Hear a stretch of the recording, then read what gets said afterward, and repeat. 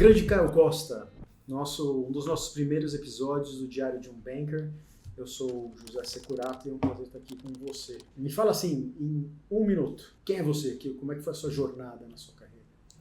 Bom, eu sou... obrigado por estar aqui, por me convidar para participar desse podcast, que eu tenho certeza que será uma jornada de bastante sucesso, bem informativo e que seus espectadores aí vão apreciar bastante.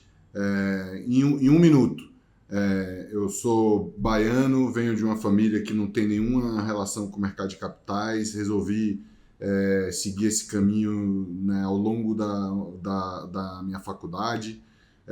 Na minha formatura, eu comecei a minha carreira profissional na Arthur Andersen, uma das maiores empresas de auditoria do Brasil. Tive o privilégio de participar de quase todas as privatizações do setor elétrico e depois da Telebrás, que para mim representou um grande divisor de águas. Depois fiz MBA nos Estados Unidos, na Universidade da Virgínia, e de lá para cá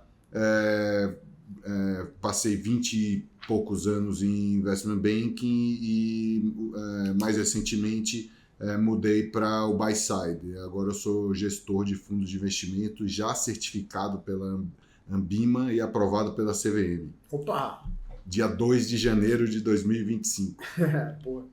E aproveitando o gancho, então você é baiano, você estudou aonde e que time de setores? Torço pro Vitória, estudei na escola americana lá na Bahia, a minha vida inteira, e no último ano, quando eu resolvi que eu ia fazer faculdade no Brasil e não queria morar nos Estados Unidos naquele momento, eu mudei para o Colégio Anchieta, que é um desses colégios bem intenso, preparação para o vestibular. Depois eu estudei na Unifax, que é uma das principais faculdades de administração lá da Bahia. Passei na Federal também, mas era uma época da nossa história que tinha consistentes greves, etc. Então, quem entrou junto comigo se formou com 6 anos e meio de período de estudo. Eu achava que eu não podia ficar tanto tempo esperando para me formar. Tá certo, faz sentido. E, bom, então isso é uma prova que dá para trabalhar como banker vindo da Bahia, vindo do Nordeste. Você conhece muita gente do Nordeste aqui trabalhando no mercado financeiro brasileiro? Tem bastante gente. A gente tem o privilégio de ser bastante criativo, né? Então, eu digo que não é óbvio, não é o caminho mais tradicional. Alguns diriam que nós não temos o pedigree do mercado financeiro. Lá tem muito poucas instituições financeiras de origem do Nordeste. Teve lá o Banco Econômico, o Banco da Bahia, alguns outros no passado. Hoje em dia tem talvez um dos sócios do Banco Master, que é baiano, e aí depois como banqueiro mesmo, né? Mas cada um faz seu jogo e encontra o seu caminho. O meu foi via auditoria, privatizações, aí muita transação de M&A durante esse processo e depois o MBA. A maioria dos outros baianos que eu conheço no mercado financeiro fizeram também algum caminho pré-MBA e depois do MBA entraram em investment banking. Então o MBA foi determinante nessa jornada? Sim. Eu digo que eu fui para o MBA no primeiro dia que eu de aula, eu já sabia o que eu queria. Enquanto tem muita gente que chega lá, eu quero isso, eu não sei o que eu vou fazer, eu vou decidir as we go. No primeiro dia de aula eu sabia, eu quero fazer investment banking, eu estou aqui com esse propósito, quero seguir essa carreira. E isso eu acho que também foi determinante na minha decisão, porque uma das coisas que é muito importante, que sempre foi critério de decisão para mim, por te conhecer muito bem, eu sei que para você também, que o candidato saiba exatamente o que ele quer, saiba exatamente por quê. Afinal de contas, é uma carreira que a gente gosta muito, a gente aprende muito, faz muita coisa interessante, mas exige demais, é muito exigente, tem horas longas, sábado, domingo, feriados, tem que abdicar muita coisa da sua vida pessoal. Então, você precisa saber o que é, onde você está entrando, por que você vai fazer aquilo, e que não seja só por dinheiro. E, para mim, isso era muito, muito óbvio. Excelente ponto. Eu sempre reforço isso com o pessoal que me segue. Você trabalhou como investment banker por muitos anos. Eu perdi a conta de quantos anos. Você trabalhou em investment banker em São Paulo e Nova York. Você trabalhou em bancos como Deutsche Bank, Nomura, ING e até no Indusval aqui no Brasil por um período pequeno. Eu queria saber quais aspectos de investment banking foram importantes para moldar o Caio Costa, que está aqui na minha frente hoje, e foi determinante para te trazer onde você está hoje. Boa pergunta. Eu diria que um pouco do que eu descrevi aqui no começo, né? Eu sempre fui muito focado e sabia o que eu queria, onde eu queria chegar. Então, eu coloquei isso como uma prioridade na minha vida. E, inclusive, por algum período, abri mão de outros aspectos importantes também, né? Porque eu acredito que a vida é um tripé, pessoal, profissional e família. Em alguns momentos eu abdiquei de outros pés desse tripé. E achei que isso era o que era importante para mim naquela fase. E depois você corre atrás para buscar o prejuízo, né? Mas principalmente, eu diria que principalmente investment banking ajuda você a construir esse lado do foco, da dedicação, da diligência, da disciplina, saber que a diferença entre o material bom e o extraordinário que você vai usar numa apresentação é justamente isso. A próxima milha é aquela última meia hora. Cara, tudo bem, se eu sair do escritório às 3 da manhã ou 3:30, faz diferença, tanto para o sono quanto para a qualidade do material. Então, eu priorizei a qualidade do material. E aí abri mão do sono. E muitas vezes na minha vida fiz isso. E aí no final isso se traduz em consistência, né? Você consistentemente está outperforming, está fazendo melhor, está mais preparado. Porque no final das contas, e só depois dos 15, 20 anos de banking você consegue entender isso, a parte técnica é difícil, demanda muito detalhe, você tem que fazer bem feito, mas você pode uniformizar, todo mundo faz. Os concorrentes fazem, é básico. Aonde você faz o a mais na interpretação, como você vai construir a história, como você vai colocar a transação de pé, aonde que você vai, quais são os levers lá que vão fazer diferença. É aí que você vai pegar o CEO, o acionista, e vai realmente se diferenciar na hora de um pitch do IPO, na hora de um pitch de um deal grande de M&A ou de um sell side relevante. Porque todo mundo vai estar lá, vai estar com análise bem feita, vai estar com valuation, vai ter um range um pouco mais alto, um range um pouco mais baixo, vai ter mais na construção da história, do posicionamento, de como você triangula o valuation, como você estrutura a defesa daquele valuation nos diferentes fóruns que você vai ter que apresentar aquilo, aí que está a diferença. E isso aí é horas que se acumulam no bom sentido, né? Meia hora a mais que você ficou no deal anterior vai te ajudar a ser mais produtivo, e aí a meia hora a mais nesse novo deal já vem com mais valor agregado, e assim vai, é sempre on top of, nunca é uma conta de soma zero. Isso que é interessante dessa carreira. Eu brinco com o pessoal que investment banking é um esporte de alta performance, né?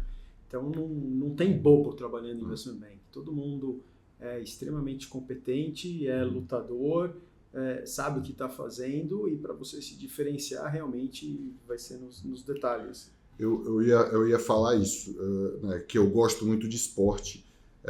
Para mim, Olimpíadas é o ápice do planeta. Eu sei que todo mundo que está ali não está ali à toa. Então, dito isso, largam os 8 caras mais rápidos do mundo nos 100 metros rasos. Vão começar na competição os 60 melhores tenistas do mundo. O campeão olímpico, ou de qualquer categoria, qualquer esporte, ele pode ser ou o mais fora de série, ou o mais superdotado, ou o cara que é mais insightful, etc. Mas com certeza, acima de qualquer coisa, ele foi o cara que trabalhou mais. E um ciclo olímpico são 4 anos. Se você perguntar para César Cielo, para qualquer medalhista de ouro, ele vai te falar a quantidade de sacrifício, tudo que ele abdicou, tudo que ele abriu mão, todos os batizados, todas as festas de família, etc., para ter aquele ouro olímpico. E aquilo é para a vida toda. Então, o que você vai aprender, o que você vai fazer em banking é uma parte da sua carreira, mas é para a vida toda. Você tem que sempre pensar em make the most out of it, né? Conseguir fazer o máximo que você puder naquele tempo ali, que pode ser uma carreira de 2 anos, 5 anos, 10 anos, ou 20, mais de 20, como é o meu caso. Né? Falam que a carreira média de um banqueiro, eu ouvia isso, era 12 anos. Só que tem lá os caras que têm 30, então a maioria ficou no caminho. Né? Você vê no andar lá daqueles em Nova York, tem lá 2 caras com 30 anos e tem 100 caras com 2, 3 anos, né? Os analistas, né? Que são 80 analistas de 1 ano, 80, 60 analistas de 2 anos. Então, em 300 no andar, cara, né? Como que a média dá 12? Um monte de gente vai embora no meio do caminho, né? Muito demandante. E não é ponto negativo isso. Cada um tem o seu tempo, os seus incentivos, motivações, etc. E oportunidades, né? Porque no final das contas, quando você está num banco de investimento de primeira linha ou numa boutique de M&A de primeira linha, ou aonde você estiver performando no alto nível, você vai estar sempre numa vitrine e vai ser toda hora vai ser assediado, é normal. Verdade. Eu queria fazer uma pergunta agora relacionada à parte boa de investment banking, né? Da sua trajetória em investment banking, o que você sente mais falta hoje, já que hoje você não está em investment banking? As relações que você constrói, tanto dentro de casa quanto com os clientes e a construção do seu network. Eu acho que isso é a melhor coisa de investment banking, porque você constrói um network de muito valor agregado. Tinha um chefe meu no UBS, lá quando eu estava first year associate, que me falava, você está num deal trabalhando, como no meu caso, eu trabalhei num deal com a Procter & Gamble. O cara do lado do cliente que você vai interagir vai ser um cara do seu nível, um middleman ali, um gerente, etc. Só que esse cara, daqui a 6, 7 anos, quando você for um diretor, ele também vai ser um diretor. Aí mais 6, 7 anos, quando você for um managing director, ele também vai ser um C-level, etc. Então você estabelece o relacionamento agora e leva ele para sempre. Então, quando você começa nessa carreira, você pode ter certeza que dentre os seus colegas vão ter alguns C-level, alguns caras que vão virar seus clientes no futuro. Dentre as suas contrapartes nas transações, vão ter alguns C-levels ou que vão ser seus clientes no longo prazo.